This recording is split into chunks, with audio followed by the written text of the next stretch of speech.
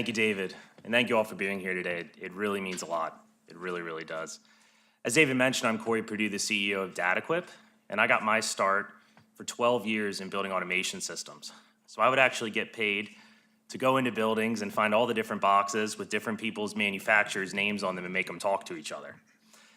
And man, it was a lot of fun. But it would also introduce me to a lot of really interesting people. I'll never forget, I was actually on a rooftop one time standing with an operating engineer who will not be named. And he said, "Come here, I want to show you something." And he took a small screwdriver out of his pocket and he punched a hole through the side of an air handler. I said, "What the hell you do that for? What's wrong with you, man?" He goes, "Well, I want to show you, I want to teach you a lesson." I go, "What's that?" He goes, "This thing's a rust bucket and I can't get it replaced." I said, "Well, do you not have time?" He goes, "No, we have time." He goes, "Do you not have the money?" I said, "No, we have the money." So what's the problem? He goes, "I don't speak asset manager. I get one chance a year to pray to the gods for money, and if I screw it up, I'm out of luck." And this paradigm has become the status quo in the commercial facilities market. We have disparate systems with tons and tons and tons of valuable information already in them, and we rely on a single operating engineer to try to distill this information and serve it to disparate stakeholders. We have asset managers who want to know where to allocate capital. We have property managers who care about tenant satisfaction. And the poor contractors, the contractors we call on the phone and we yell at when something's broken. We yell at them while they're in their building because they're going to charge us per the hour, and then we call them afterwards complaining why they charge us so much. Oh, and by the way, the tenants who actually pay the bills, we cut them out of this communication loop entirely. This is the problem that Datakwip solves. Datakwip unifies these disparate technology platforms into a single software as a service cloud offering and then serves user-specific experiences to the asset manager, property manager, tenants, engineers, and contractors who serve facilities. For the first time, you have tenants who can actually participate in the energy management project. You have contractors who can actually judge the efficacy of their repairs and asset managers who have the intelligence they need to make better decisions on how to allocate their capital. Datakwip is actually bridging the gap by integrating with existing automation systems as well as the new brand, the wave of IoT devices and technologies we see coming onto the market, not to mention the utilities and energy analytics systems that have become popular in so many buildings. On top of all of this, the Datakwip platform actually learns from every system it connects to. So every time we onboard a new piece of equipment, a new system, a new building, Datakwip actually sees the underlying effects of the decisions that people are making on what to install. So it actually can judge and rank what contractors perform best, what manufacturers actually uphold the efficiency claims in their sales literature. It can actually see, for example, what property management firms do the best in managing their KWH per square foot. And for the first time, by unifying these stakeholders, we have a shot. We actually have a shot at eliminating the statistics that's been around for 30 plus years that tells us that 30% of the energy in commercial facilities is wasted. And you want to talk about affecting the grid, affecting the US electric consumption, eliminating 30% of the electricity used by commercial facilities, which use 40% of our nation's electric demand. For those facilities that can actually eliminate this 30% of energy waste, they stand to increase the value of their asset by over $1 million. Datakwip was started in April 2017 with an initial investment of $250,000. From there, we did our first pilot in August of 2017. There was an existing energy analytics system already in this facility. We found an additional $25,000 of savings per year in the first month. We were a DOE and GSA finalist in the High Performance Buildings Challenge, and we did 8 more pilots in the end of 2018, beginning of 2019. As of now, we have 3 signed contracts, 4 more pending, 22 qualified leads. Now, let me explain what a qualified lead is to us. This is somebody who we've developed a relationship with, who has agreed to share data with us about their building, about their building, so that we can actually evaluate how they're doing from an electricity usage standpoint.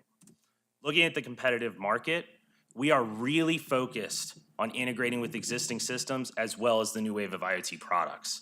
This decreases our cost to acquire a customer and increases the amount of value we can actually drive. This leaves us with a fantastic white space where we're serving a large amount of stakeholders while being extremely compatible and integrating with many different systems. The smart buildings industry as a whole is set to grow by 5 times in the next 5 years, and 60% of that growth is coming from smart applications like Datakwip.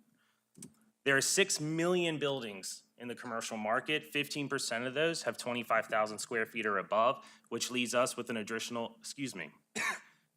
addressable market size of 900,000 facilities. Our 6-year plan gets us to 4,500 buildings and an annual recurring revenue of $40 million. On top of that, that same 6-year plan will reduce the amount of reduce the equivalent electrical usage on our grid by the same as 150 million gallons of gas and 1.54 billion pounds of coal burned. Today, Datakwip is raising a $500,000 round to fortify our existing team in the DC, Maryland, and Northern Virginia market, as well as to fund our initial expansion plans. We've identified key market indicators that make for fertile ground for Datakwip. These are things like the size of the market, the presence of utility incentives, the availability of green financing, and we love municipalities that make commercial buildings benchmark. As I said, our 6-year forecast gets us into excess of 4,500 buildings on our platform. That's 4,500 samples of best practices, of invaluable information that is going to change the way we operate our facilities. Even if we achieve no additional engineering efficiency, we can do this with 30 teams based on our current business practice, our current business model. Starting around year 3, we anticipate data monetization to play a role in our revenue. So we already have interest from research institutions, product developers, OEMs who have come to us and say, the quality of data you're collecting from the number of sources that you are collecting it from is unparalleled. How can we work with you to access that data? So we're turning around to our customers and saying, how can we work with you to help you participate in this revenue stream as well? I want to talk about our team. As mentioned, I'm Corey Purdue, the CEO. We have our entire team with us here tonight. Could you guys just put your hand up? Thank you. Feel free to say hi to any of us. Perfect. Sam Wilson has 15 years of experience in property management and energy analytics sales. Brett Boyer, our director of engineering, has 6 years of experience at Northrop Grumman and a background in computer science. And our director of operations, Julia Becker, has over 20 years of experience in managing HVAC service companies as well as energy service companies, from startups all the way to $40 million companies. On our advisory board, we have Bob Mazer, who's also here with us tonight, the founder of Smart City Works, LLC. Thank you. Greg Sauter, the former CCO of AECOM. David Heyman, the former energy advisor to the White House during the Obama administration. And George Saragusa, who has multiple years of C-level experience in the energy services space, including ExxonMobil. I do genuinely thank you guys for your time. It means the world for you to be here, and I hope you'll help Datakwip change the way we think about buildings.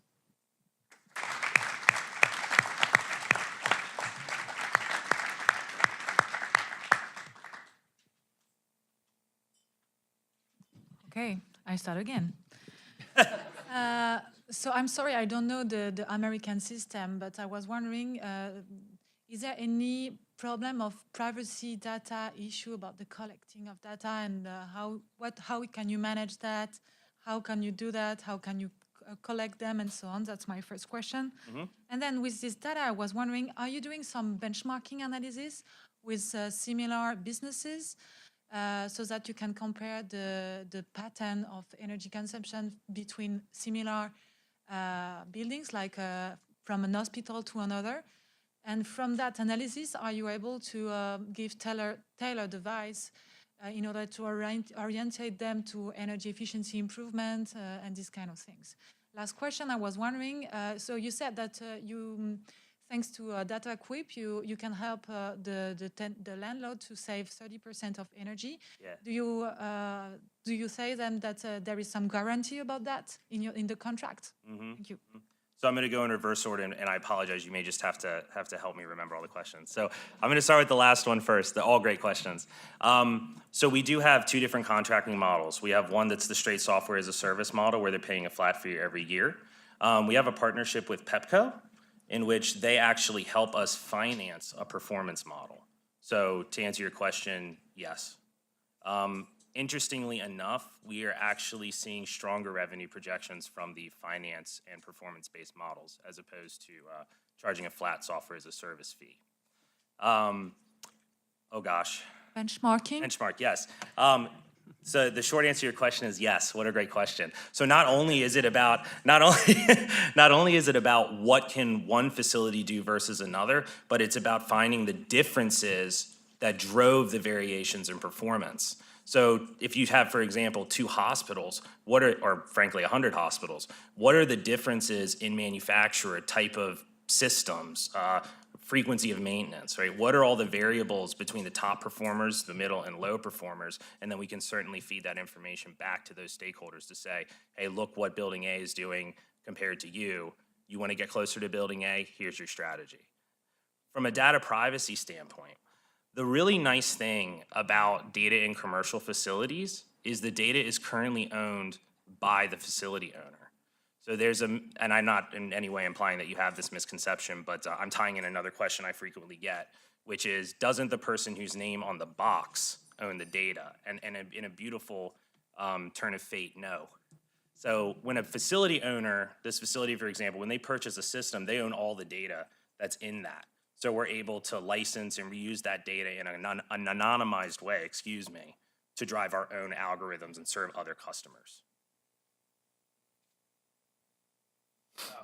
So like Steph, I thought yours was awesome, and like Steph, I think you're doing God's work in a super hard industry. And a lot of people have been in this field and failed. There's, the landscape is littered with people Yeah. in your realm. And one of the problems, so I want to ask you how you've tried to solve this is, so you're charging $10,000 a year, promising to improve efficiency on the Honeywell systems and Aquacore systems and other folks who are also promising those savings. And your claim is that, well, you're not getting it because these systems aren't integrated and people aren't using it. But one of the things we've seen in this space is that it's really hard to get customers to sign up. And when you do, you get everybody looking at the system for the first couple months, and you listed out the 5 different stakeholders, and everybody's paying attention. And like, you get a little further down, month 5, 6, and everybody's not looking at it as much. And then 2 years later, somebody says, why the hell am I paying $10,000? Because everybody actually stopped looking and paying attention. That's been kind of the trajectory of this space, unfortunately. How are you making sure that all the stakeholders, and what's your experience been on all the stakeholders actually continuing to pay attention and realize the savings that are clearly there if anybody paid attention? What a great question. Thank you. So I'll answer it in 2 parts. One, it's so critical that when you design a visualization, you know who your audience is. And so many of the past solutions or existing solutions in this space, they have one front end. And they say it's really built for, say, the operating engineer. It's built for a property manager. Frankly, those people have almost always had siloed products. You have property management software and asset management software. You've got to build the user interface with the messaging for your audience. That's the first thing. The second thing, built right into our model, every graph I've shown you, is the overhead for a customer success manager. So as part of the ongoing subscription, these people will actually get a sit-down meeting with a human being to ensure that they're using the tool to its fullest extent every single month. They get an on-site meeting every month. Not necessarily on-site. They get a person, it may be virtual. Great. Person every month, and that is built into the model and all the projections I've shown you. Awesome, thanks. Great. So just to key off of that, so basically, all right, sorry, just to key off of that, you have a product, it's basically energy analytics, right? In some respects. And then I guess you have a front end that's built on it, and then do you guys manage, I guess, I'm not sure I understand how it's differentiated from some of the products that are out there. I think there's the integration with the underlying systems, but just trying to understand how that's, I guess, distinctive. Yeah, absolutely. So we've interviewed a lot of customers from previous solutions, and we heard 2 major complaints. One was, hey, it's really great that you're telling me I have a problem, but you're not giving me the information I need to help me communicate this to the asset manager, the property manager. The other major complaint we heard was, you're telling me I have an energy problem, but you're not telling me where it's coming from. So our platform actually has the capability to find those answers in the data and drill down to the specific issue that's actually causing that KPI, whether it's cost or energy usage, to go off baseline. So I would say that's our key differentiator. The other thing is, going forward, the quality and frequency of the data we are collecting is unparalleled. We are gonna be able to actually, in fact, we already are, literally showing people in their own data how to operate their buildings differently. Great. Hi, very interesting, thank you. I'm interested in how you're dealing with what I would assume are real or perceived upfront learning investments by your clients. What I mean is that I don't know your specific industry very well, but I've worked in similar contexts where you're offering the client a product that they will likely perceive as complex, and they likely eventually have, hopefully even proven efficiency gains, but their first reaction is going to be, whoa, right? I got to invest in this, and I'm, in this case, going to have to invest in it in an industry where there are distinct disadvantages to me doing so. For example, because it's an industry with fairly high turnover among staff, so maybe they're afraid of having to retrain staff every 6 months and so forth, right?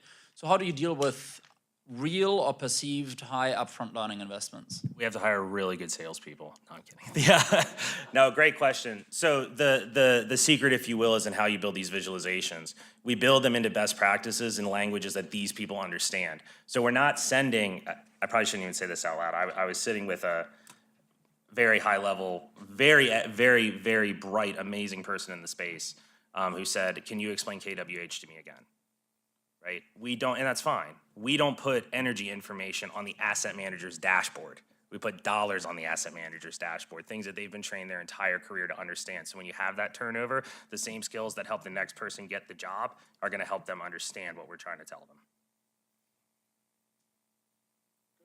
Thanks guys so much. Thanks.